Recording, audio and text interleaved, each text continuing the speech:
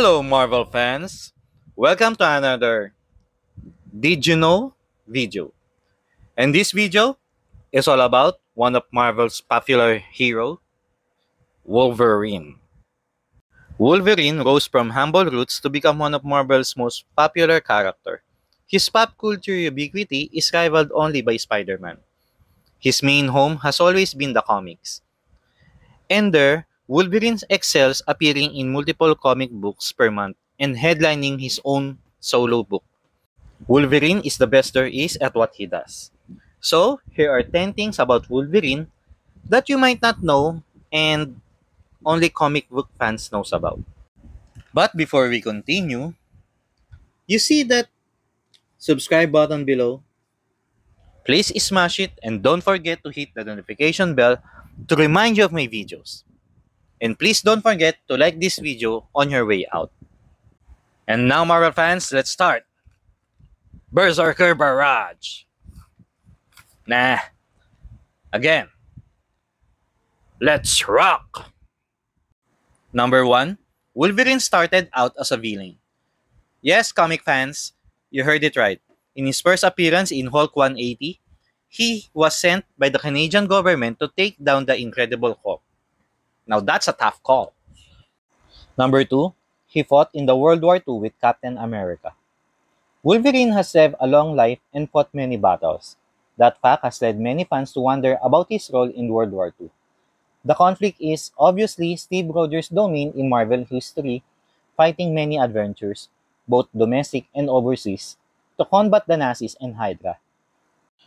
Well, in Uncanny X-Men number 268, where Captain America teamed up with a Russian agent, Ivan Petrovich, to rescue a girl kidnapped under Ivan's watchful eye. However, Cap and Ivan encountered trouble when they came up against the Hand, an elite group of ninja. When the odds seems stacked against the two, they receive an unexpected help from Logan. As an enemy of the Hand, Wolverine decided to team up with Captain America, and since then, the two fought in many battles together. Wait, it's a team up of rage and tactics? Vibranium and adamantium? Defense and offense? Well, it's a top team to beat. Number 3. Wolverine's real name is not Logan. Wolverine's real name is James Howlett, not Logan. As revealed in X-Men Origins, Wolverine, despite movie continuity inconsistencies, Stryker's shot to the head wipes Wolverine's memories, leading him to go by Logan based on the dog tag he wears since X-Men Origins. Number 4. He has an alter ego named Darkclaw. There was a time when Marvel and DC were friends, both in enough financial trouble to know they couldn't do things on their own. In the mid-90s, fans all over the world rejoiced when they announced a Marvel vs. DC crossover event. Marvel and DC let it known which characters of theirs they would have to go at it, and allowed fans to vote for who would win. And even more shocking than the actual crossover skirmishes was the merging of the two big comic book companies into one called Amalgam. In the Amalgam universe, we get to see the merging of such characters as Captain America and Superman, Storm and Wonder Woman, and the most badass of them all, Wolverine and Batman, named Darkclaw. Okay, imagine Batman's strategy and intelligence, and Wolverine's healing and claws. Who could actually beat that one? But Nightclaw would be a nice name too. Number 5. He accidentally had two faces for a minute. Okay, artist John Byrne sketched a face for what he thought Wolverine would look like under his mask, not knowing Dave Cockrum already revealed Wolverine's face in an early issue. When John Byrne discovered this, he used what would have been Wolverine's face as his future nemesis. Okay, can you guess this, Marvel fans? Let's make this fun, okay? The first subscriber who would answer this correctly would win a Funko Pop figure and a limited edition Comic Card Lover sticker. Just comment down below and you must be a subscriber or follower of any of my platform. So what are you waiting for? Comment down below your answers. Number 6. Wolverine originally had whiskers. John Romita was the first to sketch Wolverine. Having helped create the character in his design, he had whiskers on Wolverine's mask. This look premiered in the Incredible Hulk number 180. But when Wolverine was reintroduced in Giant X-Men number 1, artist Dave Cockrum changed the mask by taking away the whiskers and adding longer ears. Okay, what's wrong with whiskers? Naruto had it, didn't he? Datte ba yo? Number 7, Thunderbird was a really similar character.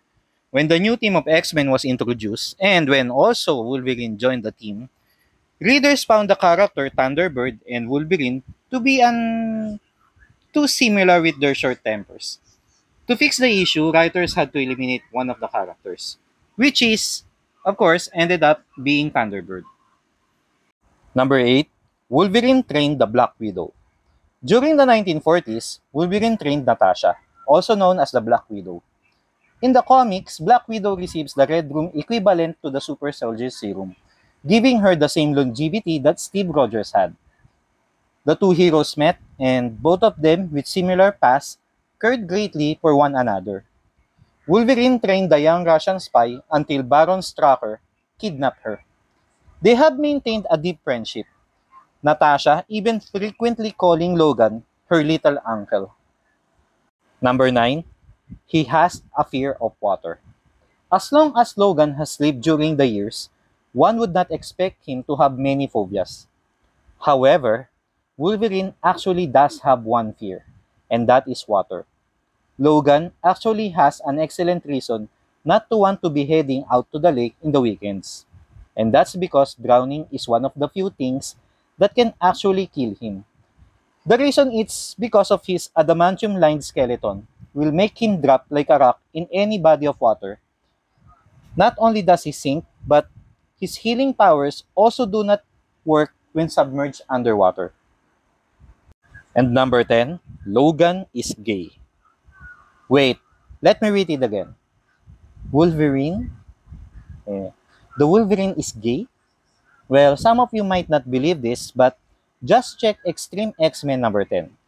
In Extreme X-Men, the Marvel comic featuring well-known alternate versions of iconic characters from parallel dimensions, had implied for some time that the bisexual demigod Hercules and James Howlett's Wolverine of another universe once had a romantic relationship. In Extreme X-Men number 10, they move beyond flirtation hints and place the couple's softer side front and center, depicting the two men kissing in a passionate embrace. Alright. We were our world's greatest heroes, James Howlett says in the issue. And the day we slew the worst monster who ever threatened the dominion of Canada. Wait for it, Marvel fans. We revealed our love.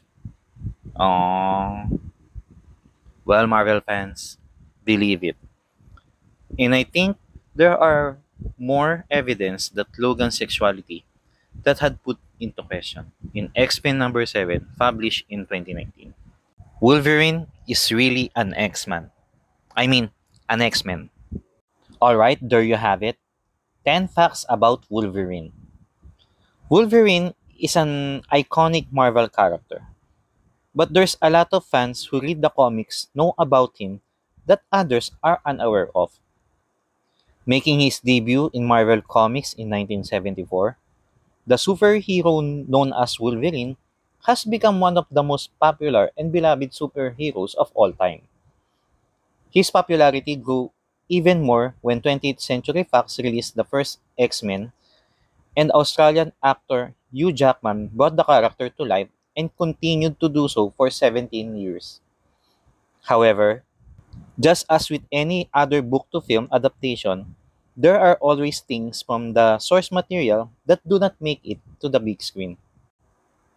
Thank you everyone for watching, and I hope you like this video. Don't forget to like, share, and subscribe for more of this. Again, thank you, and I'll see you again, Marvel fans. Bye-bye.